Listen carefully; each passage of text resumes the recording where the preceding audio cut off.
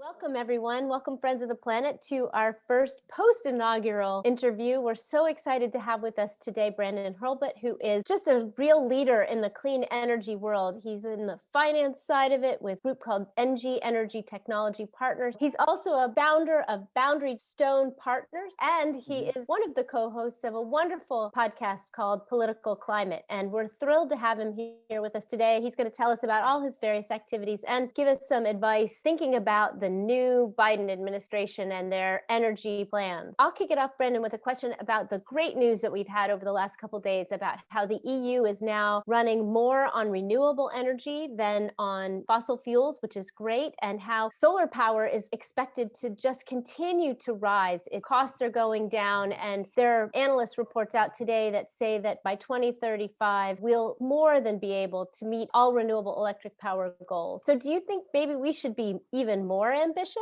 Yes, 100%. I mean, I think what they're doing in Europe, countries like Germany have like a real industrial policy. And I think that that's something that we could really use here. I think the pandemic has exposed a lot of vulnerabilities in supply chain. And I think there's a lot of businesses that are exploring and interested in, having the supply chain here in the US. So I think this aligns very nicely with, President Biden's top line goals of creating more domestic clean energy manufacturing jobs in the US. And so I think with some government support and investment, we can create those jobs here and own those industries in the US, make those products here, and then sell them to the rest of the world as well. I kind of think of it like the 100 million shots in 100 days pledge. Yes, 2035, but if we can do more, let's do it, right? If we can get there faster than 100 days, if we can get there faster than 2035, that's what we should do. Yeah, I mean, this is a crisis, right? So it's got to be all hands on deck. We're already feeling the effects of it. Everywhere you live in this country, you're seeing it, whether it's extreme weather events, wildfires in California, floods in Texas, the hurricanes in the Southeast. This has got to be a top priority, but it's also just an amazing opportunity because as we're trying to come out of this pandemic and recover our economy, there's so much opportunity to be a solar installer, be a wind turbine technician, install EV chargers, go into homes and retrofit homes and buildings to make them more energy efficient, install batteries, smart thermostats. There's so much opportunity in this right now. I wanted to follow up on that point. And there's a lot of opportunity, but in terms of expanding renewable energy, we do have some hurdles. And one of them is space, for instance. So where do we put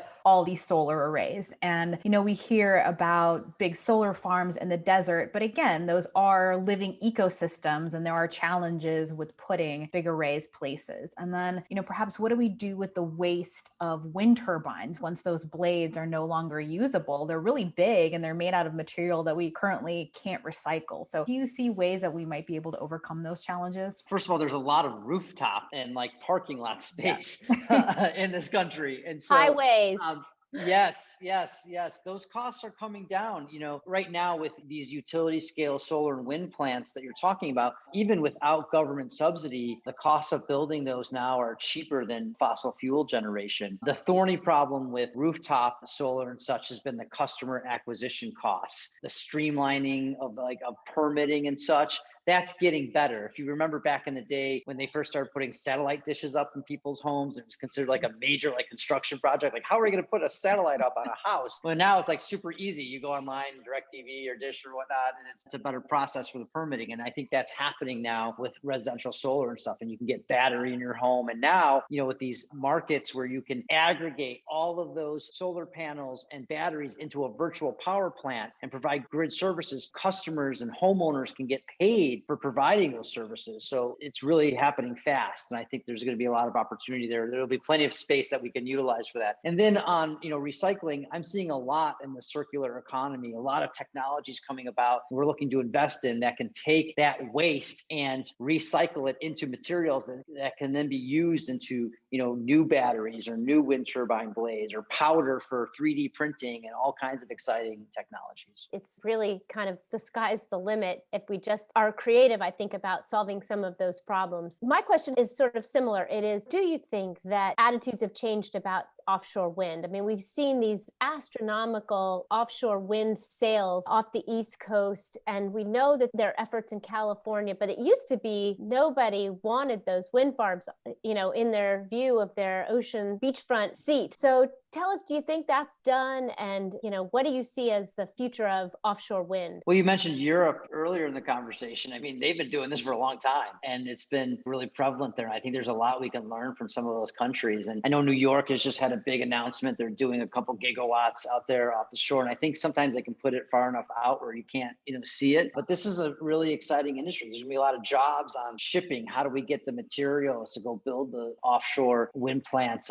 in the ocean? And then, even in the legacy energy companies, they have expertise on how to, do, drilling and whatnot out, in the water. So they I know think how to build those can, offshore platforms. yeah, that could be a good transition for those workers and those industries. They can apply those same skill sets they used to do that for fossil fuel, but now do it for, clean renewable energy. And Brandon, I also wanted to ask, in addition to your many hats that we listed in our intro to this interview, you also served at some of the highest levels in the Obama administration. So having seen the past 4 years transpire and working in the private sector, what is your advice for the now Biden administration and the Energy Department as they work to implement their agenda and put us on a trajectory toward a clean energy future? A couple of things. One is to be bold and not be concerned about what, is on Twitter or some, inside baseball blog post, that most Americans don't even see. I think what we need to focus on is to do things that are very visible to the general American public. The DOE is an amazing research agency. The national labs are the crown jewel of innovation in this country. I think we need to keep that going, but I also think we need to really focus on deployment, talking to these communities, finding out what are the projects that can be done in their community, like a microgrid that could provide resiliency for a local hospital, or cleaning up a port and electrifying it. If you ask these communities what kind of projects they'd like to see, they can tell you. And then, with this infrastructure,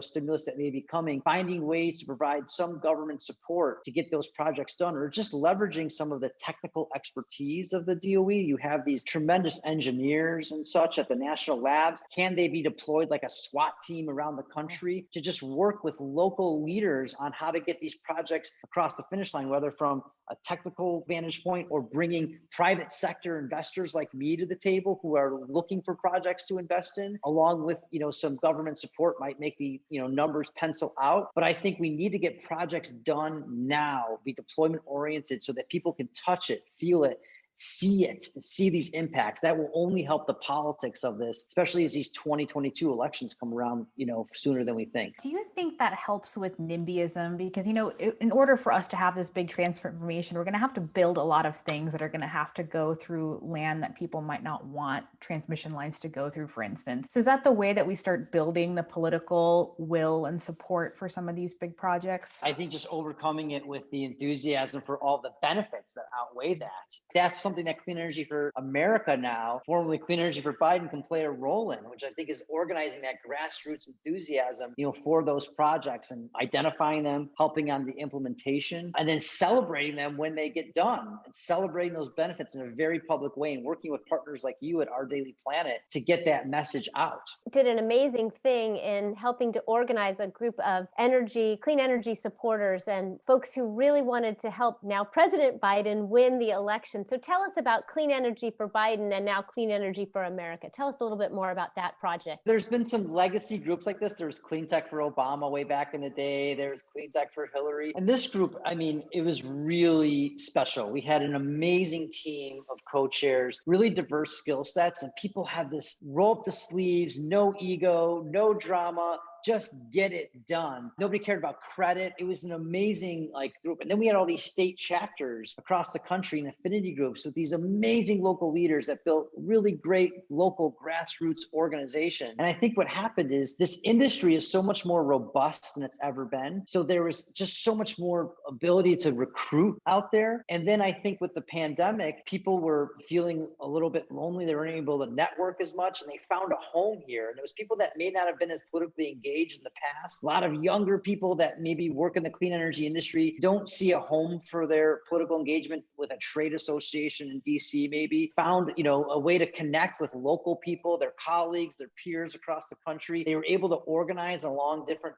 parts of the industry. The solar people found the solar people, the sustainable ag people found the sustainable ag people, the EV people found the EV people. And we had this Slack channel with thousands of people engaging with each other, all day. And I think That's awesome. there was just a real hunger to network, and people understood the stakes of this election. They understood that Donald Trump had to be removed from office. And so I think all those things combined, and we just really were able to, great team, stakes of the election, and then a platform that really built a community-like atmosphere.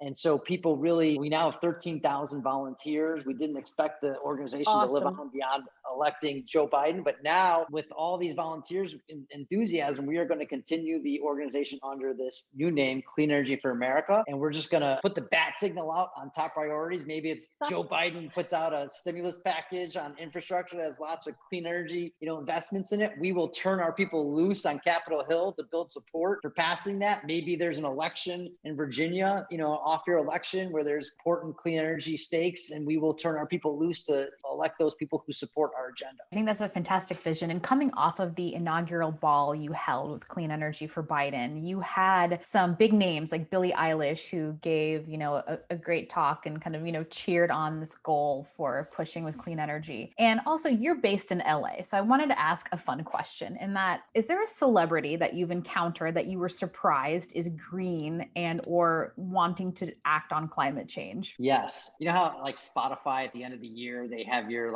top, artists that you've been listening to all year. Mine is always Rihanna.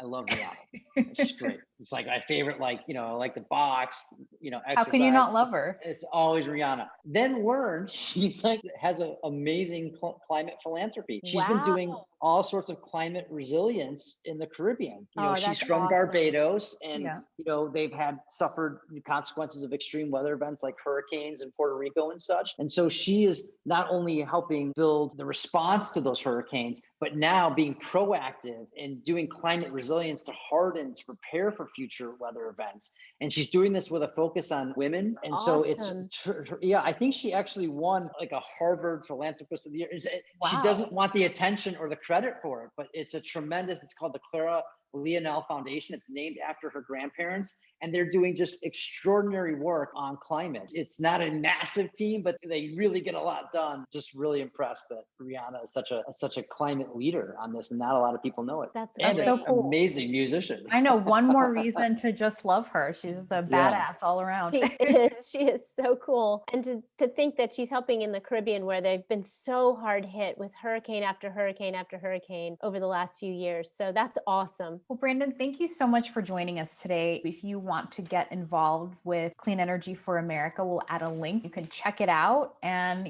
roll up your sleeves and get to work. So thank you so much for taking the time to chat with us. Thanks for having me today. I'll come back anytime and chat with you. Awesome. We love it. Thanks, Brandon. We're going to figure out how Our Daily Planet and Clean Energy for America are going to do great things together. For sure. Absolutely. Thank you.